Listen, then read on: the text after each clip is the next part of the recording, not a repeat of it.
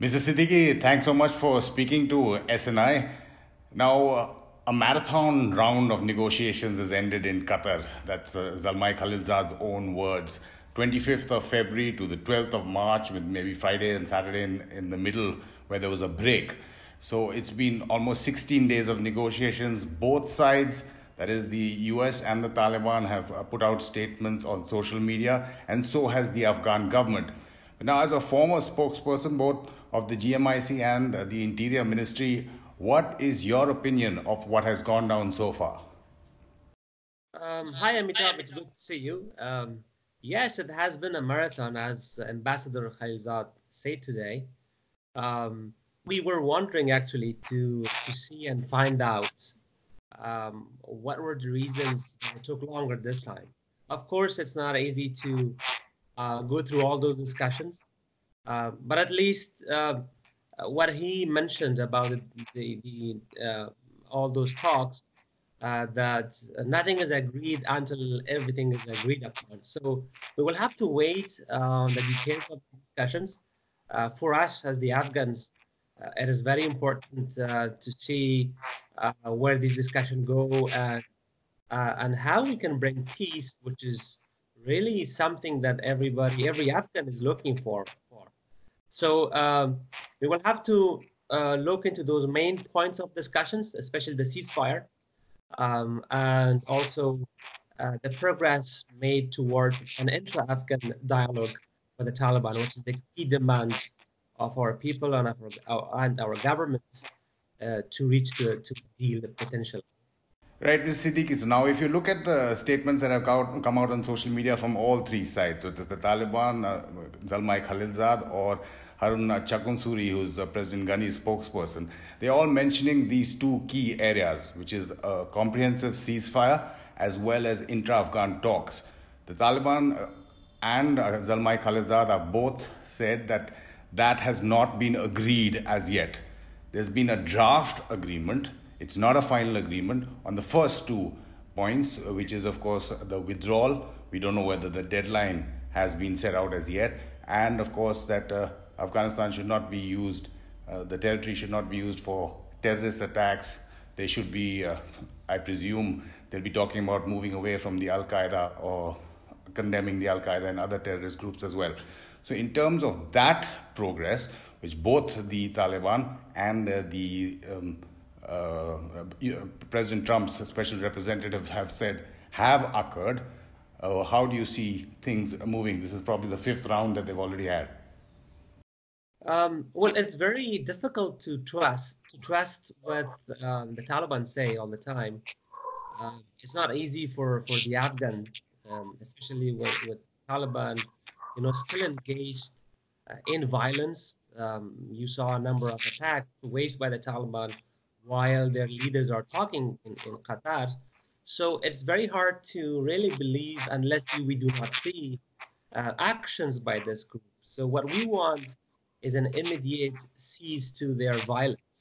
So that will be a paramount important issue for all of us here in the government and within the Afghans. The assurance, that potentially provided by the Taliban to the U.S., that's another issue for us as well. So there are many other terrorist groups in Afghanistan and Pakistan that are operating under the umbrella of the Taliban. So what about those groups? So who will provide assurance that those other groups will not be operating in these countries or not attacking the U.S.? So these are very difficult issues that will require lots of discussions, especially when it comes to assurance. Again, I will say that it is not easy to believe and trust the Taliban. They are not going to live up with their promises that they have made. So that's our first reaction. But of course, um, it is the reality that this is the Taliban who hosted Osama bin Laden, the number one terrorist who attacked the U.S. It will be very hard to somehow think of an assurance given by the Taliban. But again, let's see where Mr. Khalilzad go with these discussions. for us, our conditions, our quest for peace is very clear. We want the end of violence. The Taliban should be given what they deserve. In terms of if they stop violence, then of course there will be more talks. But if they do not stop violence and they continue to discuss or roll back on time, this will make it more complicated for everyone to understand. You're talking about assurances from other groups, whether the Taliban can even give that and whether they are believable. Now, 20 or other terrorist troops that are operating in the area, including the Haqqani network, which has the second in command, at least the military part of it from the Taliban, attacked Indian assets, attacked US troops in the past as well. But when you're talking about the ceasefire and cessation of hostilities from the Taliban, now we've seen even in this round, there was a huge attack in Helmand on the ex-camp Bastion, in which there were reports that over 50 ANS soldiers were killed or injured. Now, is that being seen as a negotiating tactic from the Taliban to show that they are extremely strong on the ground itself? They might be using, these attacks to or as a bargain chip in these kind of discussions, but that is a very miscalculation by the Taliban. Well, yes, they are able to attack in one another part of the country, but also this will also somehow, highlight that violence that they create.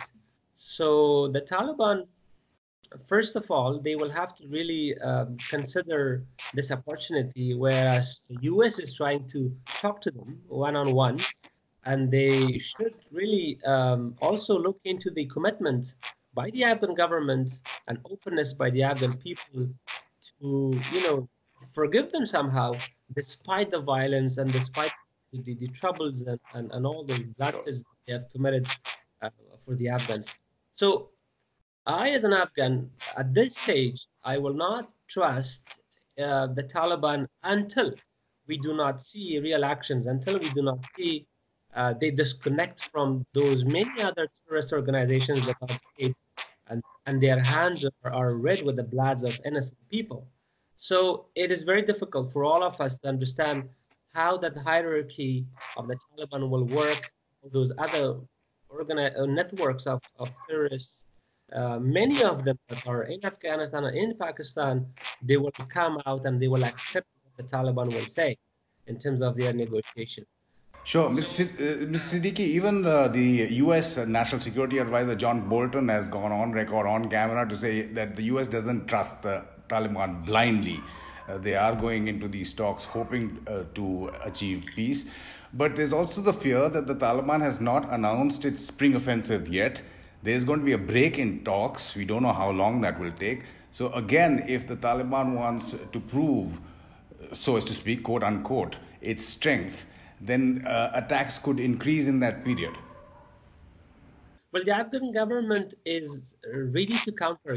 We have a lot of changes in our security leadership. There's a new generation of security leaders that are in place. We are looking into the announcement of operations. The Taliban are under pressure in many parts of the country. So the government, in one hand, supports the process. On the other hand, they have to be ready for a potential announcement of the spring offensive by the Taliban. So again, at this stage, I will again repeat that we have not seen any sign whatsoever that would suggest that the Taliban will change the course and they will stop violence. So it's unfortunate that yesterday we had the biggest attack on one of the positions in the country.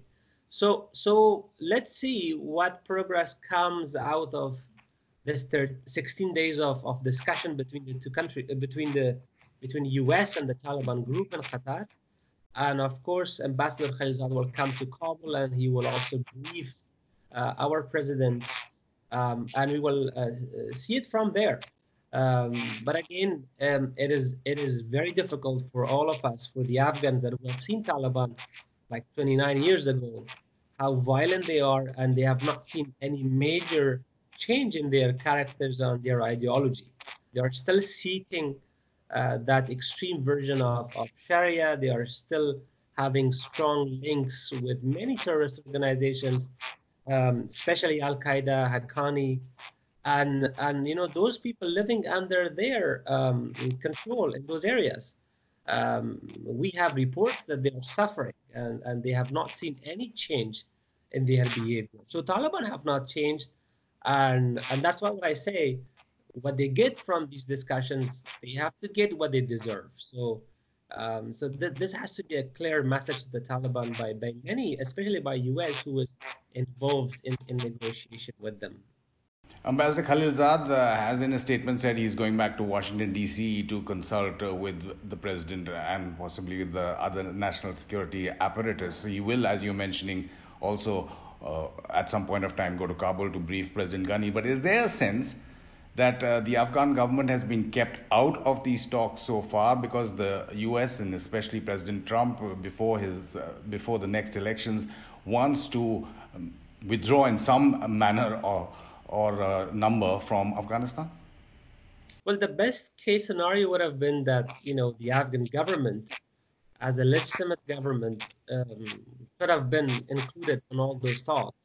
The Afghan government, what we have achieved so far in the past 18 years, is a result of all this international cooperation, international help. The US, mainly the US, who has really spent billions of dollars to have in a different country. So that is not the case now, but as we see that Mr. Khalilzad is focusing a lot on that intra-Afghan dialogue thing, that 4 key areas that he mentioned today in his tweet, I think that will be the key for him as well. Our success, his success, is the success of the Afghan government. It should be an Afghan-led, it should be an Afghan-led process, and the Taliban has to realize that this is not Afghanistan in 1990. It's a new Afghanistan. There's a huge generational change, and the will of Afghan people have dramatically transformed. So nobody is living in the area like 30 years ago, in 90s, where Afghanistan was just a isolated and locked country. Today, the perceptions are different. People see Taliban a different way.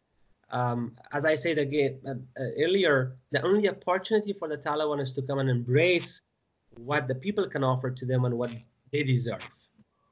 But in a sense, have the goalposts shifted? Because we saw even in what is called the Moscow process and then the second Moscow meeting in which the Russian government officially said it wasn't involved, we saw leaders from President Karzai to other leaders who were completely opposed to the Taliban, including Muhaqiq and Kanuni being present there, that there is a divide among the Afghan political leadership on this issue of what constitutes intra-Afghan talks. Is it the Taliban and the government only, or is there a whole negotiating team which has been named by the government but should also include women, youth, other political leaders?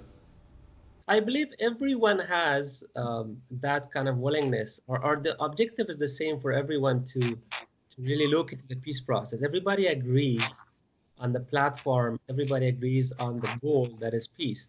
But of course, we have difference in our approaches. The Afghan government is trying to create that kind of inclusiveness and bring everybody in the same platform in which they can talk.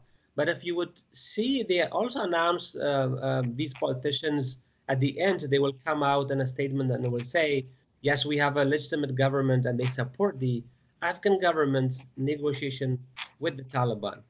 So there's a consensus at that strategic level and that big level. The objectives are the same, but we have differences in terms of how to deal with it. There will be a national team of negotiation that the president will assign. That is another process based on the request by Mr. Khalilzad. So everybody's now looking into that, how inclusive that process will be. It's a free country now. We have absolute political freedom, and we have lots of politicians that they have different ideas, they have different approaches, and they are free to come out and say their opinions, actually. So, but at the end, everybody wants peace. We are a bit kind of divided in terms of our, efforts, but at the end, we all see that there should be one platform, national platform in which the Afghan government leading it, and we have many other politicians to join that. Looking forward now, the Loya Jirga, the consultative Jirga, has been pushed back now from its original date. The presidential polls were also pushed back, though those were cited officially as because of technical reasons. How does all of that fit in with what will possibly be, if it's already not been discussed by the Taliban, if not by Ambassador Khalilzad, for an interim government, and how the Taliban takes part in that? Especially if polls are coming up, presidential polls are coming up. First of all, the issue of an interim government is absolutely rejected by many in the country and also by Mr. Khalilzad. He has repeatedly mentioned that he has not really discussed this with anybody, including the Taliban. For the Afghan government, two main political events are in front of them. Of course, one is the elections, the upcoming election. Everybody is busy. We have almost, I forgot the counts, maybe 13 potential candidates for this time. And also, the government is working on creating that national team of negotiation. So these two areas are paramount importance for the government. So I think these are the steps that the government will take in terms of going further in the future. The president is very, very committed on the election. So everybody wants the election to happen. There's a timeline. We have a new election commission and officials that they will be looking after. So the Afghan government is going into the right direction in terms of these two political events that are coming. What about the view that has been held all along, even when you go back in time by President Karzai himself, that Pakistan is such a key in Taliban because of the sanctuaries it provides for both its leaders and its cadres? You've seen Mullah Baradar was supposedly arrested. He's freed now and he's taking part in talks. There are reports that Mullah Omar's son was also in Doha, though no confirmation of whether he took part in those talks. The role of Pakistan, has it changed in any manner in your view? Well, I don't think so, but Ambassador Khalilzad thinks that the role of the Pakistanis are now changing. He has seen some positive signs, especially when Mullah Baradar was released, on that time. But as an Afghan, we are still to see what role they can play. It's unfortunate that still all of those destabilizing factors still exist in Pakistan. We think that there's an opportunity for the Pakistan as well to, somehow play an important and positive role in the region. So I don't believe yet, until I do not see any actions by the Pakistanis, that policy of and radicals still exist and are used as a tool, in terms of expanding their foreign policy. But I hope they change. I hope they see an opportunity in a positive role. But it will be very difficult at this stage to see they will play a concrete role. We hope that the pressure by US and West and India continues on Pakistan so that it abandons their systematic support to the many terrorist groups or proxies that they have. And also, these pressures must be kept alongside the negotiation that is continuing by Mr. Khalilzad. So we should not somehow divert from the current, efforts which is going on, at the same time putting pressure, at the same time, dealing with the Taliban. That pressure is considerable post the Pathankot attack, in which 45 Indian soldiers were killed, and then there were the airstrikes and the retaliatory measures, etc. There's a considerable international pressure on Pakistan. But it's interesting that a new narrative has also come out at this particular time on Mullah Omar, saying that he was always in Afghanistan. He didn't die in Pakistan in a Karachi hospital, as was initially reported. It's all coming out at this moment, that he spent time in Zabul, which goes to possibly the other narrative is how much Pakistan is still controlling through the ISI or other institutions the Taliban itself, even now.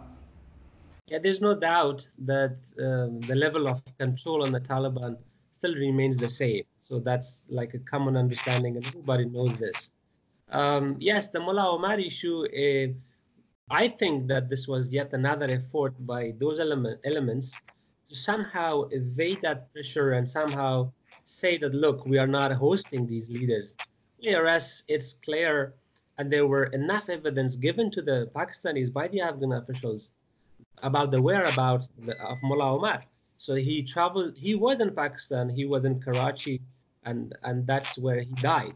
Mullah Akhtar Mansour was in Pakistan, and Osama bin Laden was. So many of all those Taliban leaders and Al Qaeda, they are in Pakistan, and that's the reality that it will be very difficult for the Pakistanis to deny. So yeah, the latest news or book, whatever came out, that's absolutely not true. We know that the Taliban leader escaped Afghanistan in 2001, and he was in Pakistan until he died. Talking about the regional players now and their importance in the peace process in Afghanistan, China is also involved in that because of its fears of terrorism, though it is considered to be extremely close, or Pakistan is considered to be a client state of China as well.